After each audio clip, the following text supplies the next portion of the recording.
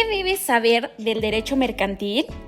Hola, muy buen día tengan todos ustedes. Una vez más te damos la bienvenida a tu podcast favorito, Pod Business.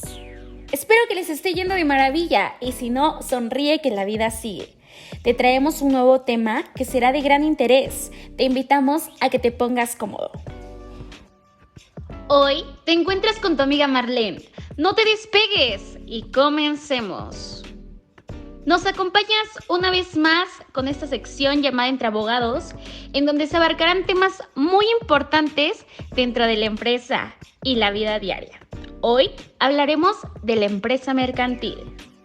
Contamos con 3 invitados especiales que se encuentran con nosotros.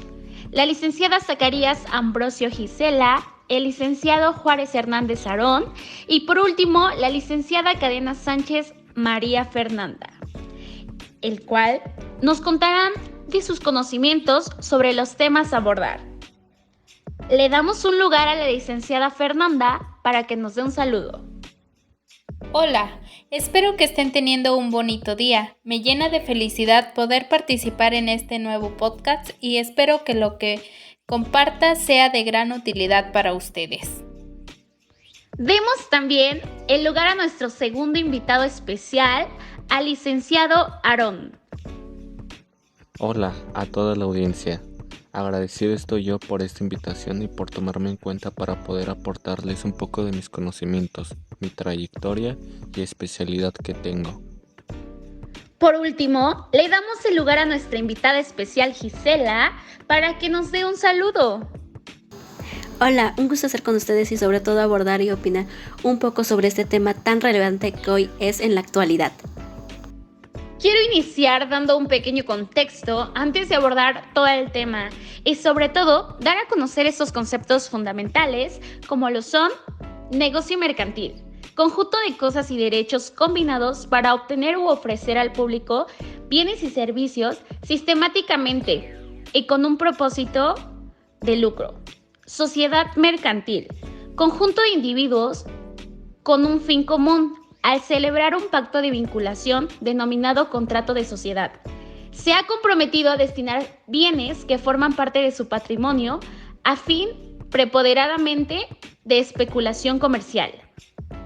Como tal, existen muchos conflictos entre lo que es el negocio mercantil y la sociedad mercantil. Pueden existir algunos aspectos en donde las personas pueden confundirse.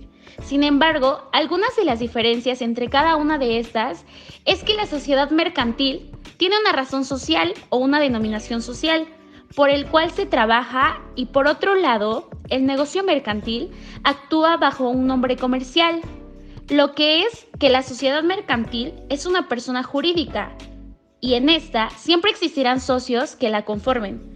Por lo que en el negocio mercantil estará conformado o estará a cargo de un propietario o 2 propietarios, ya que se actuará mediante ellos. Y una de las diferencias más resaltantes que siempre se debe tomar en cuenta es que la sociedad mercantil no se puede embargar y el negocio mercantil sí.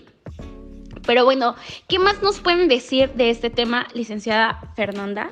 Bueno, yo les voy a comentar de 2 elementos que son importantes para abordar en este tema, que es elementos de la empresa. La noción de empresa es heterogénea en relación con los factores de carácter personal, material o espiritual que intervienen para formarla. Ninguno de estos elementos tiene preferencia, pues todos ellos coadyuvan con la finalidad de producir bienes y servicios puestos en el mercado para satisfacer necesidades individuales y colectivas. Todos los elementos están subordinados al cumplimiento de dicho fin. Incluso el propio empresario tiene prohibido utilizar los medios para obrar conforme a su capricho. Podemos decir que los elementos son claves para una empresa, ya que son aquellos componentes esenciales que la ayudan a funcionar y tener éxito en el mundo comercial. Estos elementos incluyen recursos humanos, ya que son todas las personas que llevan a cabo las tareas diarias en la empresa. El capital es el dinero que utiliza la empresa para crecer y que éste pueda venir por socios, por préstamos y las ganancias que se obtienen de la empresa. Otro elemento son los productos y servicios, ya sea la empresa a que se basa en ofrecer a sus clientes. Los clientes y proveedores también entran en los elementos, ya que se obtienen los materiales para que produzca la empresa. La competencia también es un elemento fundamental, ya que tenemos que tomar en cuenta que la organización debe diferenciarse y competir de manera eficaz. Las empresas deben operar dentro de un marco legal y cumplir con regulaciones específicas en su industria. Como otro tema a abordar tenemos los elementos personales, que la empresa tiene como elementos el personal que dirige y organiza a los elementos objetivos o materiales, que son el empresario y los auxiliares mercantiles. Que el empresario es quien ejerce profesionalmente y en nombre propio, valiéndose de una organización de personas o de bienes, una actividad lícita y encaminada a la producción para el cambio de bienes o servicios que no consistan en obras de ingenio o en trabajos intelectuales. En otras palabras, un empresario es alguien que tiene una gran idea para hacer algo especial que a la gente le gustaría tener o usar. Luego hacen un plan para hacer realidad esa idea y crear una empresa donde puedan venderlo. Los empresarios son como las personas que hacen pasteles deliciosos en casa y luego deciden abrir una tienda para vender esos pasteles a todos. Tienen que trabajar duro y pensar en cómo hacer que su negocio crezca y sea exitoso. Entonces, un empresario es alguien que tiene una idea genial, la convierte en un negocio y trabaja mucho para que funcione y sea útil para muchas personas. Los auxiliares mercantiles son las personas que ejercen una actividad con el propósito de realizar negocios comerciales ajenos o facilitar su conclusión. Los auxiliares mercantiles se dividen en dos, que es auxiliares dependientes del comercio, que son aquellas personas que trabajan para una empresa y tienen un cargo importante, por ejemplo, gerentes, contadores privados, dependientes, viajantes y agentes de venta. Y como segundo tenemos auxiliares independientes del comercio, que es su actividad a favor de cualquier comerciante que la solicite, no estando dependiendo a un comercio determinado. Por ejemplo, los corredores, intermediarios libres, agentes de comercio, comisionistas y contadores públicos. Bueno, el licenciado Aarón nos podría comentar los otros dos elementos restantes, por favor. Sí, claro que sí, con gusto. Los materiales son bienes muebles, aquellos susceptibles de apropiación que pueden trasladarse de un lugar a otro sin afectar su naturaleza, distinguiéndose de los enseres, que también están en la categoría de los muebles. Sirven como utensilios e instrumentos necesarios, es decir, son todos aquellos recursos tangibles en que se pueden ocupar dentro de la empresa para sus aplicaciones departamentales, por lo que estos recursos se pueden controlar, trasladar, cuantificar y manipular, con el fin de que estas herramientas son necesarias para el alcance de los objetivos de la empresa en la producción, ventas y relación al cliente, junto con la coordinación de los personales en el cumplimiento de los estándares de calidad de los productos o servicios que ofrece la compañía en base de estos instrumentos fundamentales en cada día. Y los elementos incorpóreos son aquellos bienes que permiten realizar una obra o servicio de la empresa, pero no pueden ser apreciables por los sentidos, es decir, su existencia no es material, sino jurídica. Esto significa que son bienes intangibles en la parte de la validación, espacio y protección, en la cual, en el aspecto de la validación por los productos y servicios de la empresa, son en la clientela, proveedores, público en general. en el reconocimiento de la misma, logrando de esta manera en el posicionamiento y estatus en el mercado, ya que en el espacio está constituido en el lugar donde se realizarán las actividades de la organización. Por la parte del valor de protección, se cuida en la marca, nombre comercial y la patente. En el caso de México, esta protección se otorga en el Instituto Mexicano de la Propiedad Industrial, INPI.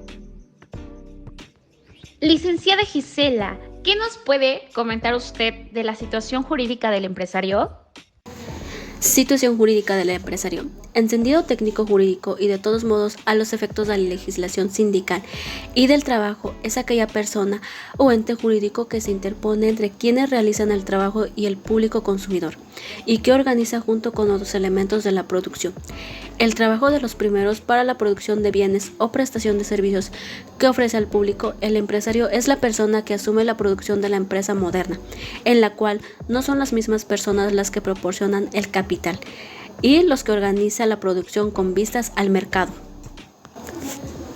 Para nosotros es importante destacar que tanto el empresario individual como el social responden de las deudas de su actividad empresarial, según el principio de responsabilidad patrimonial universal, ya que con todos sus bienes presentes y futuros, en el caso de los empresarios sociales, entre su patrimonio empresarial y su patrimonio personal o familiar, respondiendo sin distinción alguna de sus obligaciones civiles o mercantiles. Y debe tenerse en cuenta que por imperativos comunitarios y para posibilitar de alguna forma que el empresario individual pudiera gozar del beneficio de la responsabilidad limitada a su patrimonio empresarial. Dentro de ella tenemos como principales consecuencias jurídicas del sometimiento del empresario y a este estatus jurídico especial son, entre otras, la obligación o la facultad, según los casos, de inscribirse en el registro mercantil y tiene que tener un orden en la contabilidad y tener una serie de normas concursales. Otro tema que es importante y tenemos que tomar en cuenta es la responsabilidad empresarial.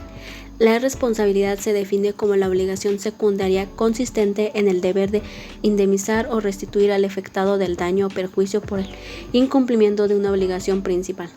La responsabilidad está regulada por las diversas materias jurídicas en las cuales el sujeto causante de la afectación viola lo dispuesto por la ley. Existen 4 tipos de responsabilidad.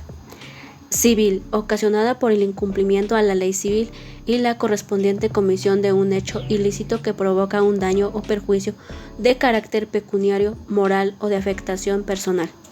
Penal, ocasionado por el incumplimiento a la ley penal que se traduce en la comisión de un delito o acto ilícito. Administrativa, ocasionada por la comisión de una violación a los reglamentos y normas administrativas con el carácter de falta administrativa, sancionada con apercibimiento, multa o separación del cargo del funcionario respectivo. Fiscal, ocasionada por el incumplimiento a la norma jurídica fiscal que se traduce en delito por evasión fiscal. Si hablamos de la responsabilidad dentro de una empresa, lo podemos definir como el compromiso y las obligaciones que asumen los miembros de una comunidad entre ellos y también ante el resto de la sociedad como un conjunto de reglamentos. Lógicamente, al trasladarlo al terreno empresarial, el significado es el mismo, simplemente que esta cargo o compromiso es desempeñado de manera voluntaria por organizaciones corporativas. De alguna manera, esto hace que las compañías vayan un paso más allá y no solo beneficien a su entorno a través de la generación. En este caso serían los puestos de empleo y la ampliación, la oferta de productos y servicios. Al tomar en cuenta la responsabilidad social empresarial, las organizaciones impactan de manera directa e inmediata la vida de los ciudadanos y las comunidades a través de programas que impulsan el desarrollo económico, la educación y muchas otras causas sociales. Como lo podemos ver, realmente es un aspecto que creo yo es tan necesario en el mundo empresarial. Pero licenciada Fernanda, ¿qué más quisiera decir sobre este tema? Es un tema de mi preferencia. Quisiera hablarles de puntos que tenemos que tener en cuenta de la responsabilidad de la sociedad.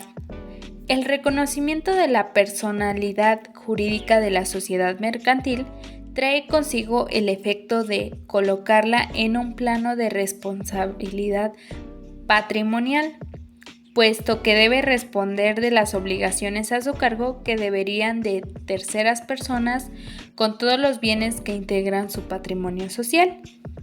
Podemos decir que la responsabilidad empresarial en la sociedad relacionada con una empresa mercantil se refiere a cómo esa empresa se comporta y contribuye al bienestar de la comunidad y el medio ambiente en lo que opera. Esto implica que una empresa no solo busca ganancias, sino que también considera su impacto en la sociedad de diversas maneras.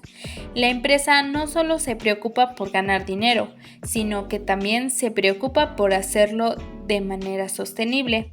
Esto incluye tratar bien a sus empleados, ser honesto en sus negocios, cuidar el medio ambiente, no solo buscando beneficios financieros. Como otro tema a abordar tenemos la responsabilidad de los administradores.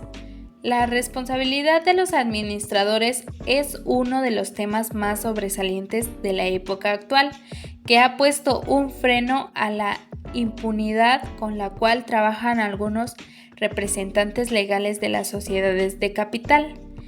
3 leyes han apoyado la creación de un sistema sancionador del desempeño profesional en la administración de bienes, recursos y personal de las empresas. La Ley de Transparencia del Gobierno Federal, la Ley Tributaria en los ámbitos federal y local, así como la Ley Concursal.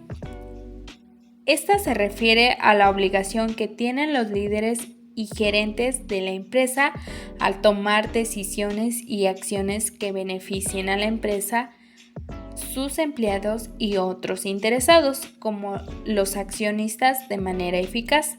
La responsabilidad empresarial de los administradores en una empresa mercantil implica que quienes son líder y toman decisiones en la empresa deben hacerlo de manera consciente. Deben buscar el éxito de la empresa. Los administradores tienen la responsabilidad de tomar decisiones que sean financieramente sólidas para que también socialmente responsables consideren lo que puede surgir con la comunidad, el medio ambiente y la sociedad en general.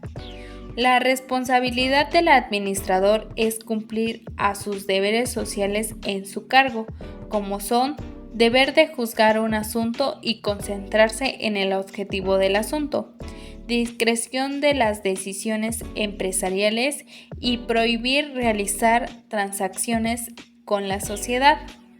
También prohibición de explotar la posición de administrador, prohibido de utilizar información confidencial y no obtener ventajas de terceros. Como otro punto importante de abordar es la responsabilidad de los socios. La participación de los socios en el surgimiento, desarrollo y extinción de la personalidad jurídica de la sociedad mercantil se produce a partir de su capital social, resultado de la aportación que cada socio se compromete a cubrir, pudiendo ser de capital o industria. La primera es un recurso económico en dinero o bienes y la segunda identificada como esfuerzo derivado de la actividad humana. En otras palabras, la responsabilidad empresarial de los socios en una empresa se relaciona a la obligación que tienen los dueños o inversores de la empresa de participar en la toma de decisiones y el funcionamiento de la empresa de manera transparente y de asumir las consecuencias de sus acciones. Esto incluye contribuir a la dirección estratégica de la empresa, asegurarse de que se cumplan las normas y regulaciones y considerando el impacto de las decisiones en la comunidad y en el medio ambiente. Además, los socios deben estar dispuestos a asumir las consecuencias del negocio, ya que comparten la responsabilidad de su éxito o fracaso. ¿Qué nos puede compartir, licenciado Aarón, sobre la negociación mercantil? En la negociación mercantil es el conjunto de cosas y derechos combinados para obtener o ofrecer al público bienes o servicios sistemáticamente y con el propósito de lucro. Esta combinación de cosas y derechos subsiste mientras subsiste la negociación mercantil, independientemente de la persona que lo constituyó. Esto quiere decir que la negociación mercantil es la combinación de aspectos tangibles e intangibles para su aplicación en sus actividades productivas, de derechos y prestigio en el entorno interno y externo de la organización, con el fin de cumplir los objetivos, metas y visión en base de la utilización de estas herramientas, con el propósito de obtener ganancias económicas por medio de la relación de los activos, leyes y la manifestación de la entidad en el mercado competente, por lo que la organización se debe de diferenciar en la satisfacción de las necesidades y deseos de sus clientes. Y en los elementos de la negociación mercantil están constituidos en elementos incorporales y corporales. Por ende, en el aspecto incorporal es la clientela y el aviamiento, el derecho de arrendamiento, la propiedad industrial y los derechos de autor, mientras en el factor corporal son los muebles, enseres, mercancías y materias primas. Sobre esta parte de la negociación mercantil está estructurado por los factores incorporales, que son aquellos aspectos intangibles en la que no se ven reflejadas en los estados físicos o financieros, sino que aportan un valor en la atención, validación y protección de la empresa por parte del entorno de la competitividad, mientras que los factores corporales son aquellos elementos que son tangibles en que se pueden manipular, considerando que estos son fundamentalmente para la ejecución de las actividades en la empresa, por lo que se ven reflejados físicamente en estados financieros, son cuantificados y sobre todo se deprecian en el tiempo en la utilización de estos utensilios en cada proceso de la empresa. Licenciada Gisela, compártanos de sus conocimientos sobre las agrupaciones de sociedades. Agrupación de sociedades. La agrupación de sociedades es un término empleado para explicar la existencia de nexos contractuales y corporativos entre dos o más sociedades que resultan en la configuración de intereses económicos comunes, provocando con ello en algunos casos la afectación en los intereses de los acreedores, de los propios socios o de los consumidores. Debido a ello, los estados del orbe se han dado a la tarea de crear leyes reguladoras y hasta restrictivas de la constitución de uniones de empresas. Por ejemplo, la Ley Federal de Competencia Económica en México. Un grupo de sociedades, por tanto, no es más que un grupo de empresas. El hecho de que reciba este nombre se debe a que, como su propio lo indica, hablamos de un grupo de empresas, de un grupo de sociedades. Habitualmente, estas sociedades giran en torno, siendo las otras las dominadas. Sin embargo, también pueden no depender unas de otras, teniendo únicamente una estructura que permita la actuación de estas de forma conjunta, así como su gestión de forma integral, como si de una unidad se tratara. Grupos de sociedades. Los grupos de sociedades conocidos como unión de sociedades, muy comunes en materia financiera, surgieron debido al avance en el sistema bancario mexicano durante los años 70.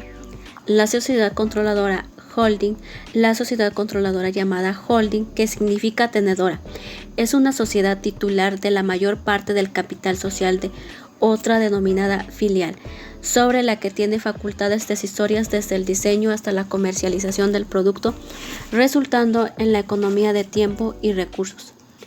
Control de sociedades. El control de las sociedades filiales puede operar de dos formas.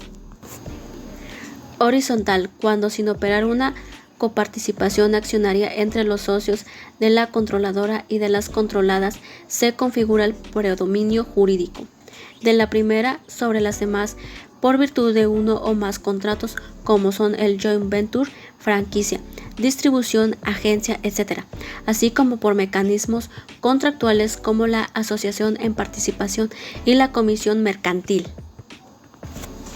Vertical, ofrece la tendencia por parte de la controladora de la mayoría o de la totalidad de las acciones representativas del capital social de las controladas embistiéndola del poder de decidir la suerte de las controladas con el uso del voto mayoritario.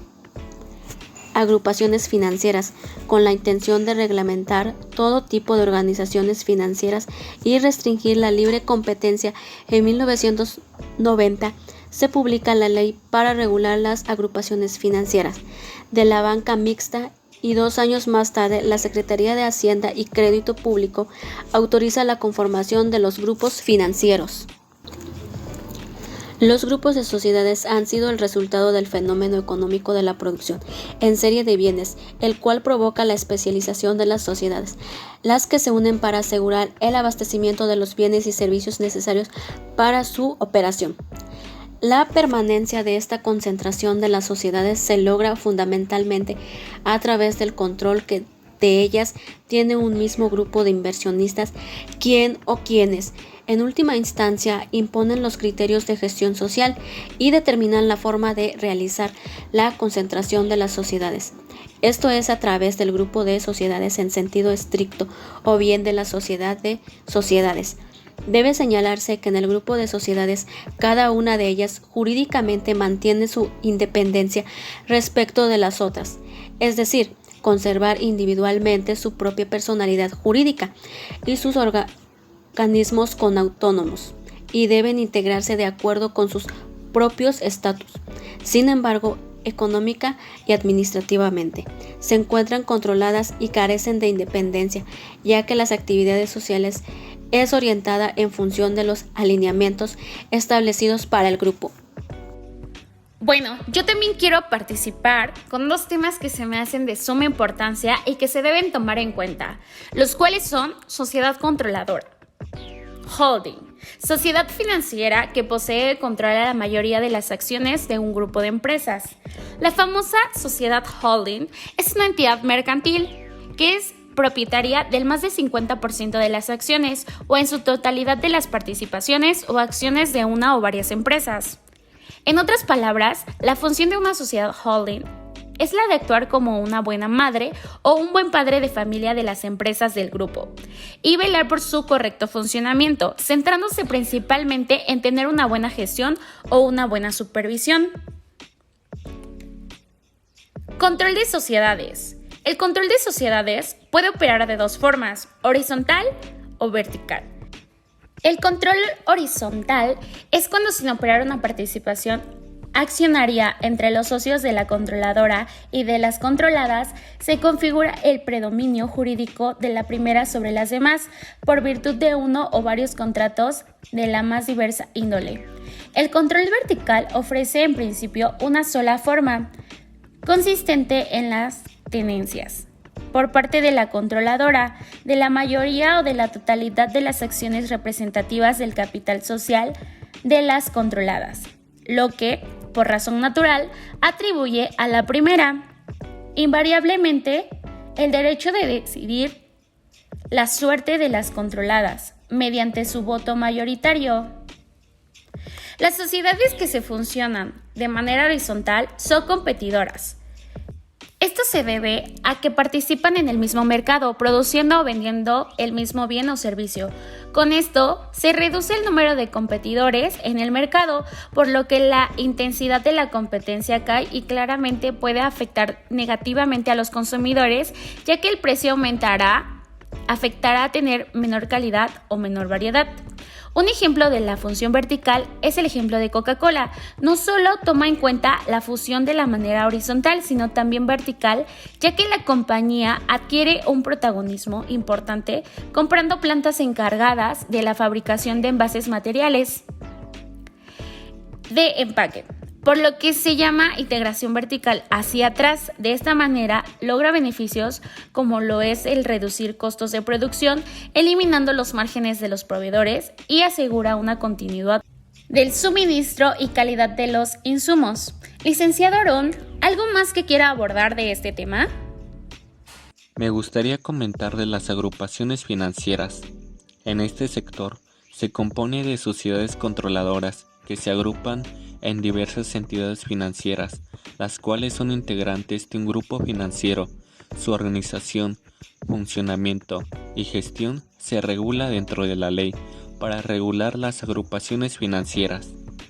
Por ende, las agrupaciones financieras tienen el objetivo de fortalecer la organización para abarcar los diversos servicios financieros en que se deriven de ello, a través de la sociedad controladora, en que deben de poseer más del 50% de las acciones de las entidades financieras, como por ejemplo, con el grupo financiero BBVA Bancomer, que está conformado por la casa de bolsa BBV Bancomer, Banco Bancomer, etc., en la cual la Secretaría de Hacienda y Crédito Público asigna qué comisión supervisará como Comisión Nacional Bancaria y de Valores, Comisión Nacional de Seguros y Fianzas, Comisión Nacional del Sistema del Ahorro para el Retiro, en la que le tocará supervisar al grupo financiero.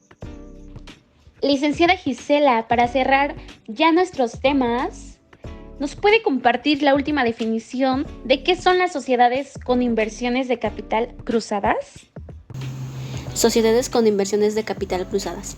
Las sociedades con inversiones de capital cruzadas se presentan cuando dos sociedades son tenedoras de una parte más o menos importante de sus respectivos capitales sociales, dando lugar a una interrelación de mandos donde el capital social es un pasivo diferido a cargo de la emisora y a favor de sus accionistas. De consecuencia, al ser ambas sociedades deudoras y acreedoras recíprocas, opera la compensación liberándose capitales virtuales que perjudican a los otros socios y terceros. Las sociedades con inversiones de capital cruzadas se crea en el terreno corporativo cuando dos sociedades son tenedoras de una parte más o menos importante de sus respectivos capitales sociales, dando lugar a una interrelación de mandos donde el capital social, en consecuencia, al ser ambas sociedades deudoras y acreedoras, opera la compensación liberándose una serie de capitales perjudiciales para los demás socios y terceros. En efecto, se trata, como es de suponerse, de que dos sociedades son tenedoras de una parte más o menos importante de sus respectivos capitales sociales. Hemos llegado al final del podcast, dando las gracias a nuestros invitados especiales por su participación y espero que no sea la última vez que estén con nosotros. Deseo que estos temas que abordamos hayan sido de gran beneficio para su ámbito empresarial. Y ya sabes, si tienes algunas dudas, puedes dejarlas en los comentarios para abordarlas en el próximo tema. Yo soy tu amiga Marlene, nos despedimos y fue un gusto. Te esperamos a la próxima. Como conclusión, pude entender que una empresa mercantil es una entidad comercial que se dedica a comprar y vender bienes y servicios con el objetivo de tener ganancias. Estas empresas son un pilar fundamental de la economía mundial, ya que participan activamente en la distribución de productos y servicios o consumidores y otras empresas. Un ejemplo que podría relacionarse con la vida cotidiana es, imaginemos que deseo comprar un celular nuevo y voy a una tienda de electrónica, viene siendo una empresa mercantil. Esta tienda compra teléfonos móviles de fabricantes como Apple, Samsung, Huawei, Motorola, etc. Y luego los ofrece a la venta a los clientes. Cuando elijo un celular y lo compro, la tienda obtiene un beneficio por la diferencia entre el precio al que lo compraron y el precio que lo vendieron. Otro claro ejemplo podría ser una cafetería. La cafetería compra granos de café, leche, azúcar y otros ingredientes de proveedores. Luego preparan café y otros productos para vender a sus clientes. El dinero que ganan de las ventas después de cubrir sus costos obtienen su beneficio. Esta ganancia les permite seguir creciendo y produciendo. Ahora bien, las empresas mercantiles también pueden ser grandes corporaciones. Tomemos en cuenta a Amazon como un ejemplo. Amazon compra una amplia variedad de productos, desde libros hasta electrónicos y ropa, a fabricantes y vendedores de todo el mundo. Luego ofrece estos productos a los consumidores a través de su plataforma en línea. Cuando compras algo en Amazon, estas interactuando con una empresa mercantil a gran escala. También un tema que me llamó la atención son las responsabilidades empresariales, que va basado en las obligaciones que tiene una empresa con lo social, ambiental, entre otros. Y un buen ejemplo es la empresa de Apple. Apple tiene diversas responsabilidades empresariales que en un momento puede llegar a afectar la vida de muchas personas. Como primera responsabilidad hacia los clientes, Apple debe de garantizar la calidad y seguridad de sus productos. Por ejemplo, asegurándose de que los dispositivos como el iPhone estén diseñados con altos estándares de seguridad y privacidad de datos, protegiendo así la información personal de los usuarios. Como segunda responsabilidad ambiental, Apple ha asumido un compromiso significativo con la sostenibilidad. Han anunciado planes para reducir la huella de carbono de la empresa y se han comprometido a utilizar materiales reciclados en la fabricación de sus productos.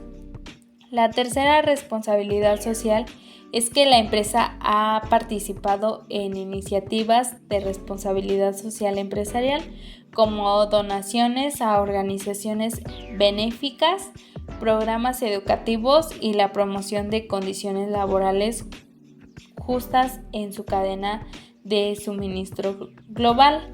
Como cuarta responsabilidad legal, la empresa debe cumplir con las leyes y regulaciones comerciales en todo el mundo. Además, Apple ha estado involucrada en disputas legales relacionadas con temas como la privacidad de los datos de los usuarios, la competencia en el mercado de aplicaciones móviles, y Apple tiene muchas responsabilidades, pero considero que estas son las más importantes, que están basadas con nuestros temas. Y así terminamos. Sobre este presente, en el trabajo realizado fue arduo, competitivo y adaptable para la aplicación de las estrategias de los conocimientos en nuestra formación académica y profesional de la ingeniería en gestión empresarial, por lo que, fundamentalmente, en este proceso de adquisición de conocimientos del campo de la empresa mercantil es necesario para saber en qué nos posicionamos, identificamos y saber qué decisiones tomar de acuerdo a nuestro rol que nos tocará desempeñar como un empleado o empresario en base a las correlaciones de las obligaciones empresariales para beneficiarse al respecto. Sobre la conformación, la aplicación de la negociación mercantil, es muy importante que en la realización de las próximas tomas de decisiones y ejecuciones acerca de este campo, el cual influye mucho en el impacto del entorno interno y externo de la organización que vayamos a emprender o coordinar en una entidad empresarial, sobre los elementos tangibles e intangibles en las que podemos tener un control, así para poder aplicar nuestras estrategias operativas, gerenciales y directivas para la obtención de la validación, aceptación y ocupación en el mercado, para la satisfacción de las necesidades y deseos de los clientes, gracias al posicionamiento eficiente en el mercado. Asimismo, esta unidad fue muy importante, seguro y de alta importancia en mantenernos en alerta sobre el robo de las patentes o proyectos de fines lucros, en la que están expuestos a terceras personas o grupos colectivos como la autoridad educativa, políticos y público en general, en la que desgraciadamente no se fomente este tipo de temas sin tener conocimientos de nada al respecto, en las que se conlleva en el robo de estas propiedades de proyectos, conociendo de esta manera en la planificación, procesos, acreditación del derecho de la protección por el Instituto Mexicano de la Propiedad Industrial para el uso exclusivo del derecho de la protección de la patente, y en la que en la actualidad muchos jóvenes tenemos mucha creatividad para la creación de cosas, para la resolución de retos que están presentes en los diversos sectores de la sociedad y negociaciones mercantiles.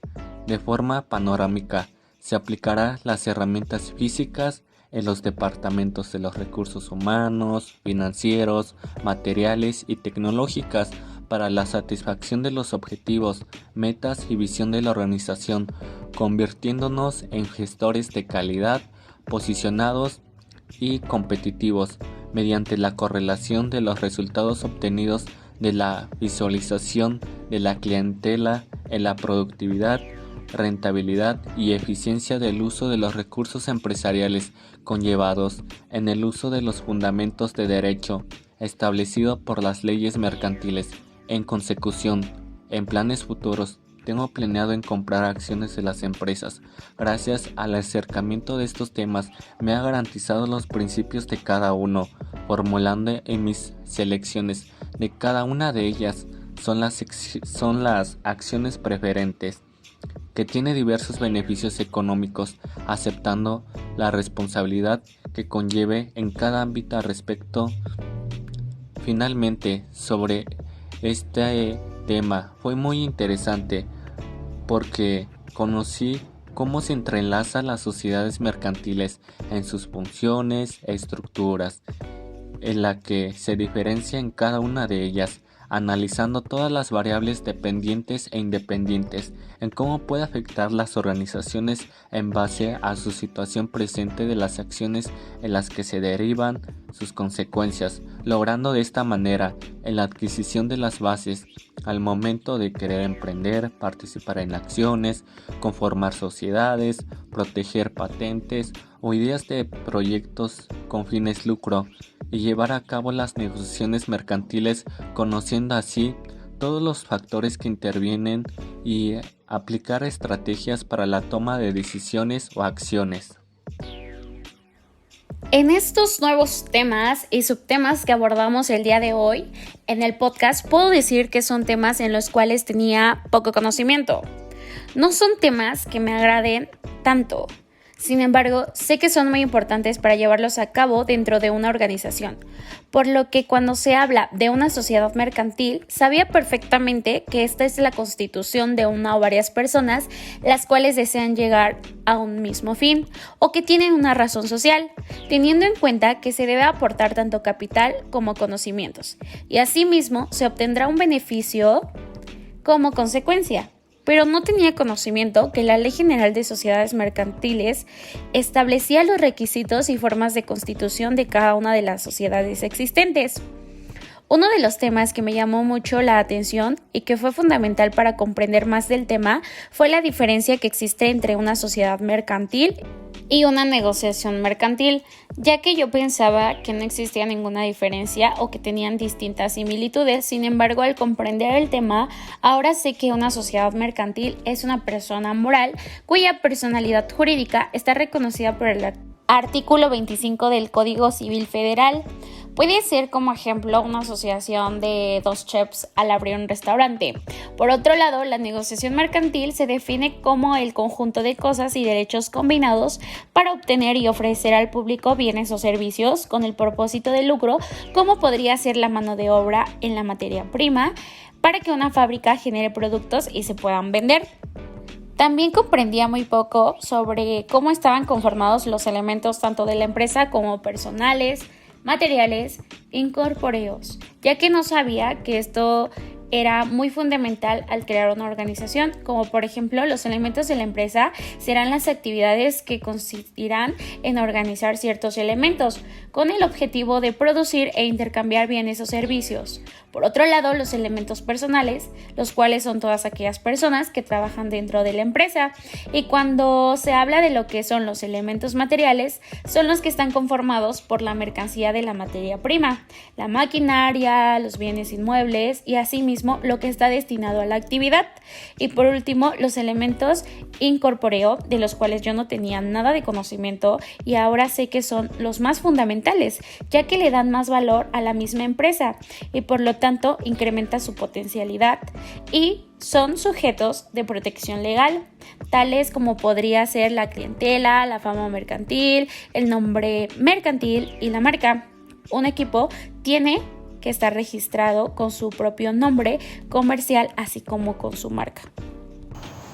Como resultado podemos entender que el derecho mercantil, o sin embargo también la podemos llamar como derecho comercial, tiene como objetivo normal y acompañar las dinámicas de intercambio de bienes y servicios, es decir, los actos comerciales de ellos. En otras palabras, el derecho mercantil también lo vemos por el correcto desenvolvimiento de la actividad económica y establece el marco de intervención de los poderes públicos. En caso de que fuera necesario, como en el caso de la protección a los consumidores, importancia del derecho mercantil, también nos menciona que el derecho mercantil es una rama clave del ejercicio jurídico para perseguir la justicia y la equidad económica y combatir la corrupción y el delito económico, al poner reglas claras y normativas para todo acto comercial. Un ejemplo serían los pagarés, ya que constituye el compromiso de pago, que son documentos legales firmados por las partes involucradas en los que se adquiere ante la ley y la justicia un compromiso de pago, en las cuales serían los pagos de prestación de servicios o de bienes recibidos. En esto encontramos mucha importancia, ya que cuando pensemos en realizar un emprendimiento, al ser una de las mejores herramientas para asegurar la práctica justa de compra y venta de productos y servicios, para nosotros es de suma importancia en la sociedad, ya que no solo como un acto relevante al momento de regular y supervisar la variedad de transacciones comerciales que se dan día a día en el mundo, sino como una herramienta influenciadora en las futuras relaciones comerciales entre las empresas. Así como tenemos ventajas del derecho mercantil, también podemos encontrar las desventajas, ya que si una de las partes contrarias no cumplen con las obligaciones pactadas en el contrato, la otra parte podría exigir el cumplimiento del contrato o la pena de indemnización prescrita en el contrato, pero no podrá exigir ambos, y el riesgo sería como la posibilidad de afrontar pérdidas económicas u otras sanciones como consecuencia de que alguna de las partes que no cumpla con los términos esenciales de un contrato.